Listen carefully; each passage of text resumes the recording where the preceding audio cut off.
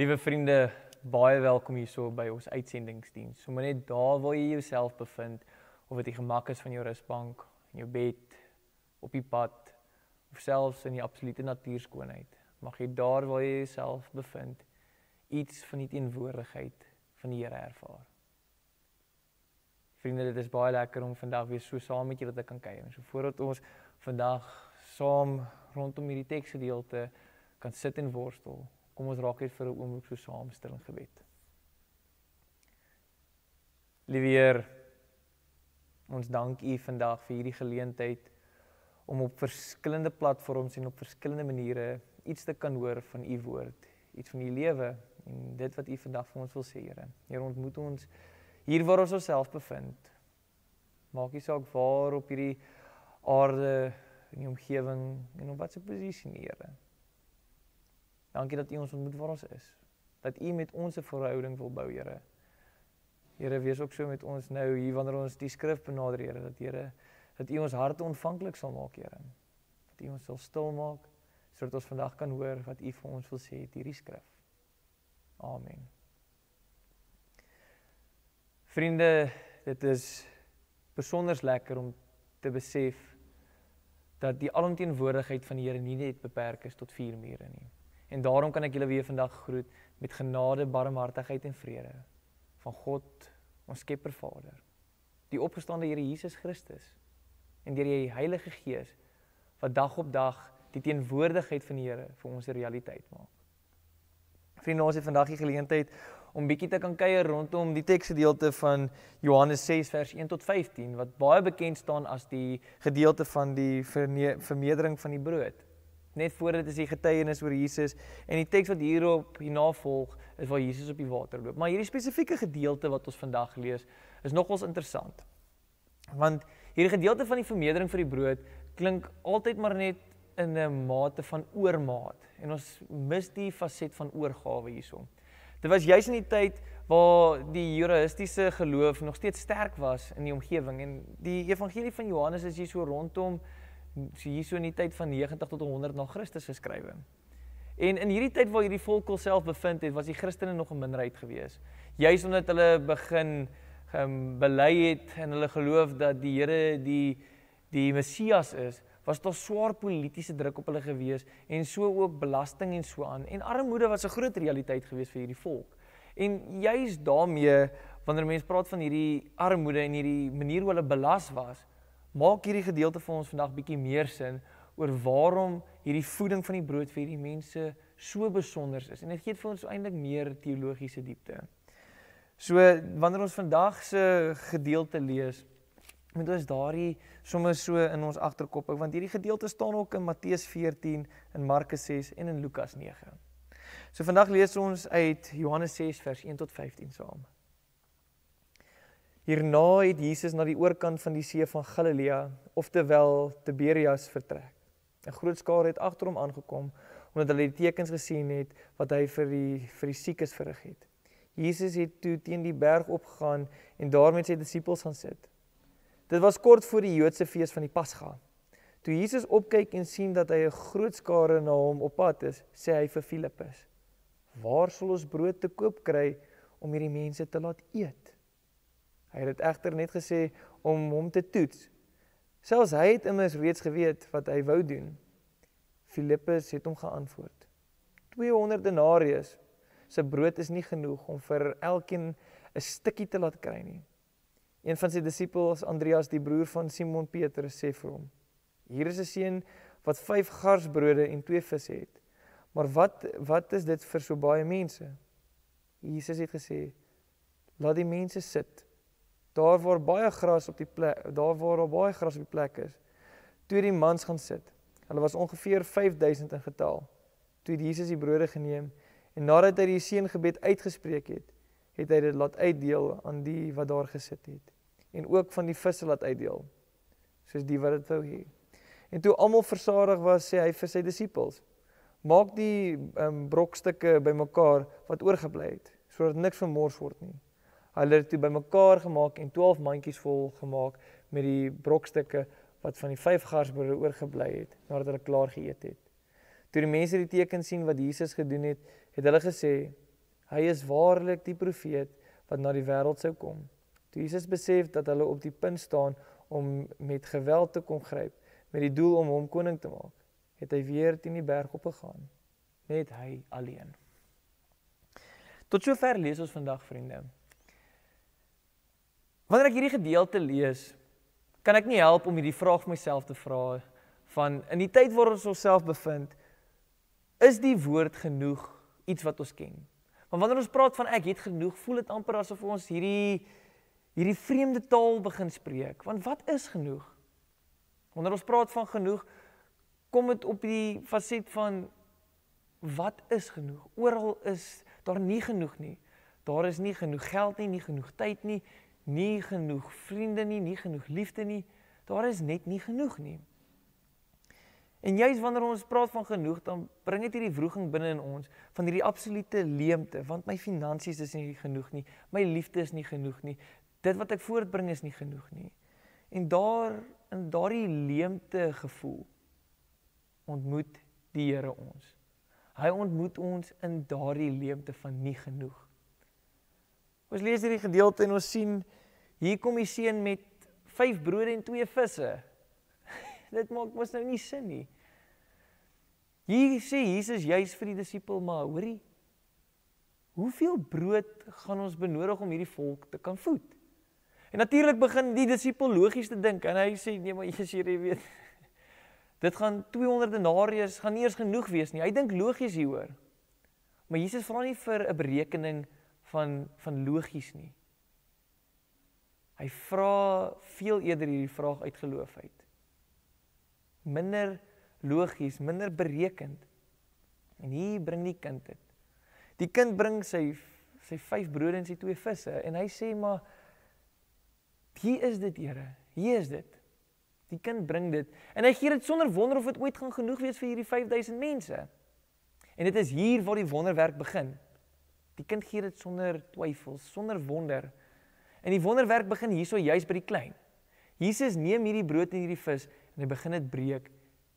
Maar in daardie breek, voordat dit in oormaat is, begin hy die Here te dank in sy dankseggingsgebed. En hierdie seëngebed sê, dankie Here. En so begin hy hierdie brood te breek, en dit te deel met die volk daar rondom hom. En dit is waar God begin. Hy begin met wat jy bring. Die Here sê, 5 brode en 2 visse. Is nie genoeg nie, maar ek kan met dit werk.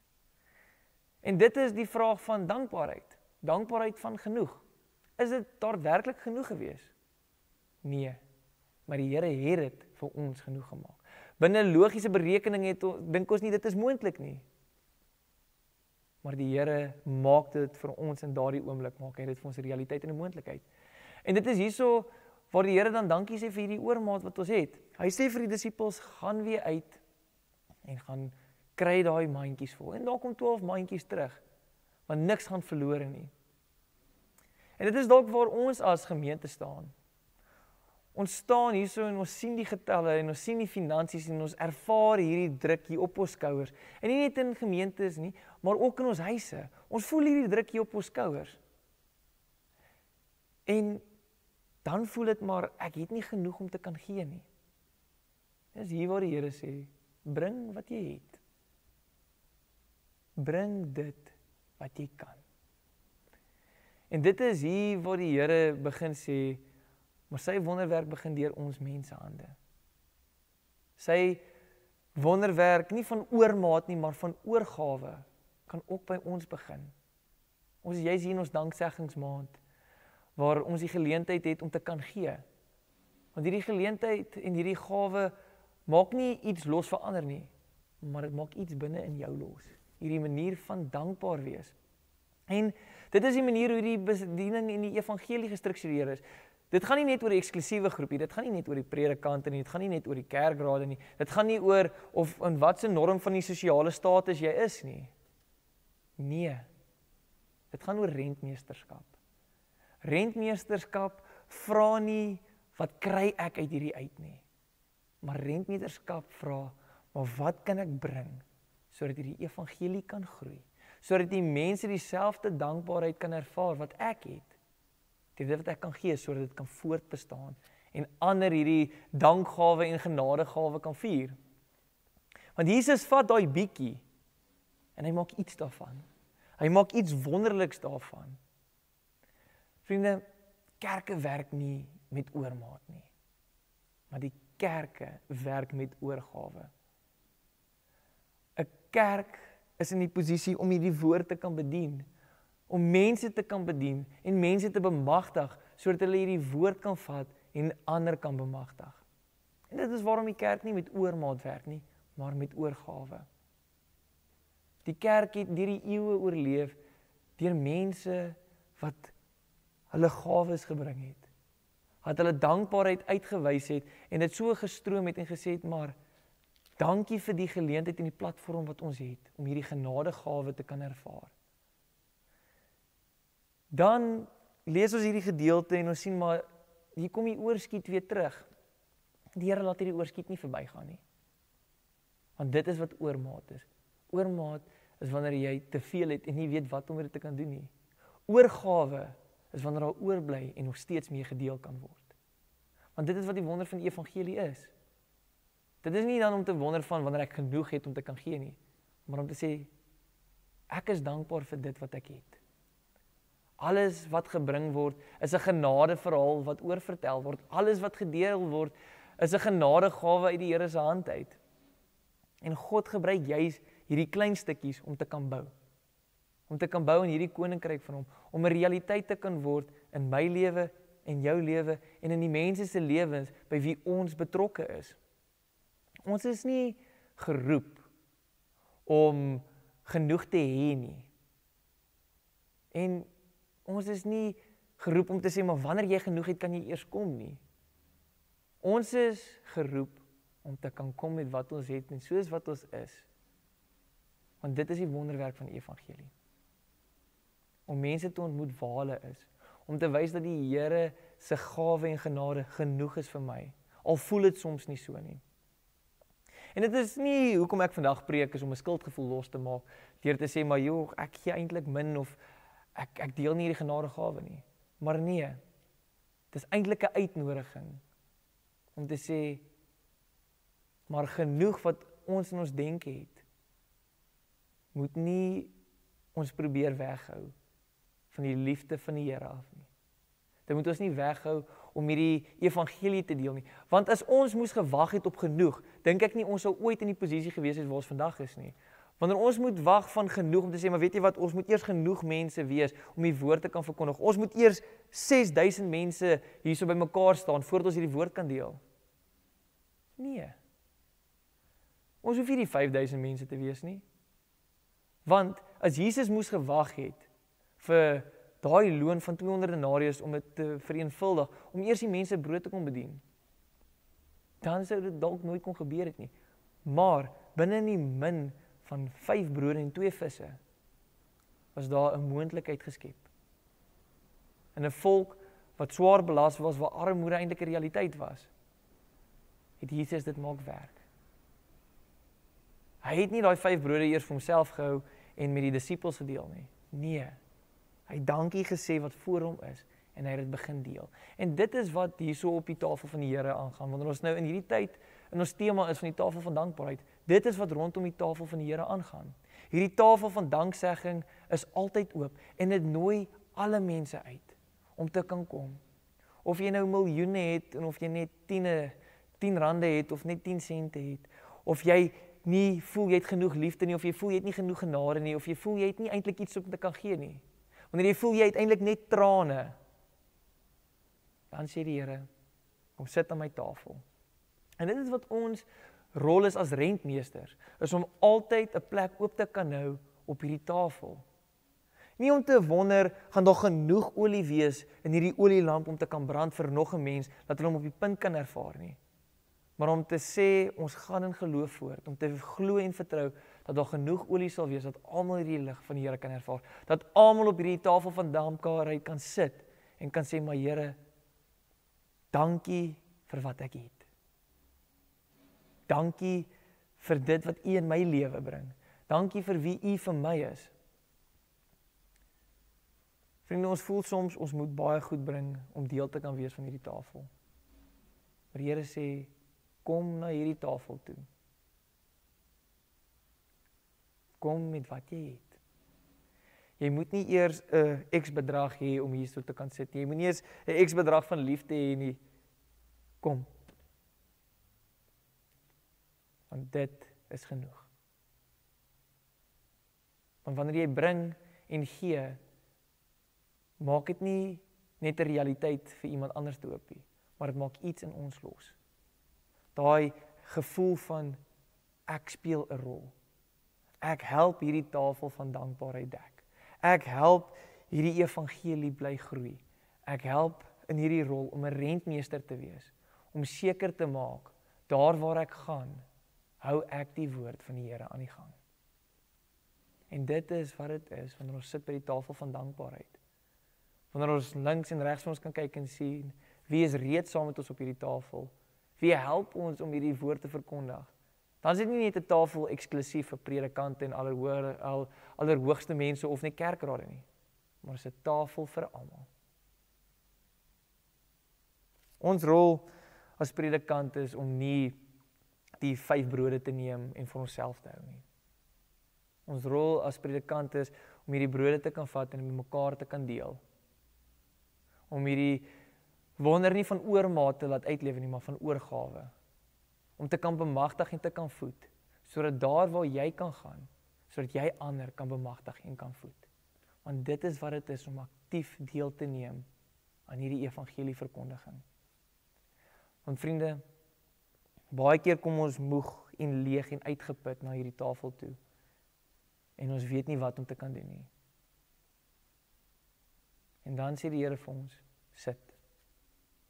Sit hier saam met my aan hierdie tafel. Want oormaat is nie die woord wat ons soek nie. Oormaat is nie 'n realiteit nie. Genade is. Oorgawe is. So dis waarom hierdie gedeelte vir my so mooi is. Wanneer ons weer lees en ons sien hierdie disippels se logiese denke van, maar ek moet hierdie somme maak want hier's baie mense. En hier neem Jesus hierdie 5 brode en 2 visse. Hy spreek sy dank uit, nie vir wat hy wens hy het nie, maar vir wat hy reeds voor hom het. Dan word hierdie danksegging met almal gedeel. So mag ons sommer net in hierdie tyd waar ons onsself bevind, ook maar net sien wie saam met ons op die tafel van dankbaarheid sit. Wie nooi ons na die tafel toe en wie hou ons soms weg? Mag ons gevoel van nie genoeg nooit iemand weerhou om deel te kan neem aan die evangelie nie. Mag hierdie gevoel van nie genoeg ooit die kerk en die mens stop om steeds die evangelie te kan verkondig aan mense nie. Want Jesus het 5 brode gekry en 2 visse. En hy het dit 'n realiteit gemaak vir 5000. So mag jy daar waar jy gaan hierdie danksegging uitlewe en dit met ander deel, sodat hulle ook iets van die Here kan ervaar. Amen. Liewe Heer, hier sit ons en ons lees hierdie gedeelte uit Johannes uit Here en ons logiese denke vra vir ons, maar Here, hoe kan 5 brode en 2 visse 'n volk van 5000 voed? En Here, ons is so geneig om vasgevang te word in die faset van, maar Here, dis nie genoeg nie. Here, ek kan nie gee nie. Here, ek is op. Ek het nie genoeg nie. Ek is nie genoeg nie. Maar Here, U sê vir ons, maar bly sit aan my tafel. Die olie wat min raak moet jou nie laat stres van hierdie lig om te skyn nie. Want wanneer hierdie tafel nog 'n plek het vir iemand anderste, wys dit dat dit iemand anderste is wat iets kan bring. Of dit sy seer is, of dit sy geluk is, of dit 'n bydrae is of wat ook al is. Of dit die deel is van sy gawe. Die tafel het altyd plek vir iemand. En die tafel moet nooit beperk word van dankbaarheid vir iemand, vir enigiemand nie, Here. Want U sê, kom sit aan my tafel. Want ons lewe nie uit oormaat uit nie, maar uit 'n genadegawe. Here, wees so met elkeen van ons, dat ons dag op dag net weer in hierdie tyd opnuut sal besef, dat U ons ontmoet waar ons is. Dat ons, wanneer ons in die oggende wakker word, Here, dat ons hierdie danksegging kan uitspreek, of dit vir die huis op ons erf is, Here, of dit vir ons kinders is, of waar ook al dit is, Here, vir die dak oor ons koppe is. Here, help ons om hierdie kopskuif te kan maak, om dankbaar te wees vir wat ons het, Here, en nie vir wat ons wens om te hê, Here. Maar dat ons besef, alles wat ons het, is net genade, Here, en alles wat ons het, is net geleen, en dit kom tog uit U hande uit, Here. Help ons, Here, om weer net opnuut te besef, die gedeelte wat sê, wees stil en weet ek is Heer. Here, help ons om met daardie vertroue aan U vas te hou, Here, in tye wanneer ons voel, dat genoeg nie genoeg is nie, Here. Maar dat U ons opnuut sal laat besef, dat ons met dankbaarheid voort kan lewe. Dat ons besef, ons is rentmeester, om U woord aan die lewe te hou, Here. Want Here, sonder U is ons niks. Want alles wat ons het, is net genade. Alles uit U hand uit, vir ons, is net geleen. Amen.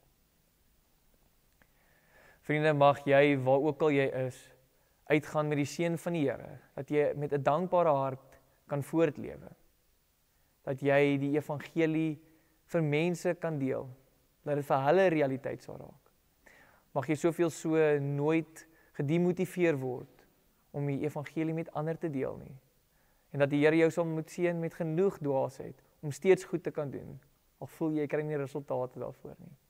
Mag jy met dieselfde dank voortlewe vir dit wat die Here vir jou gegee het. Amen.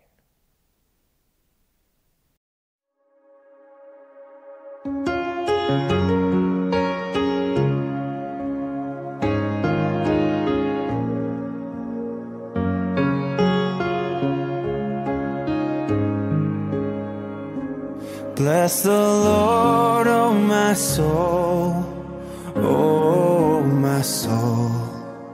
Worship His holy name. Sing like never before, oh my soul. I worship Your holy name. The sun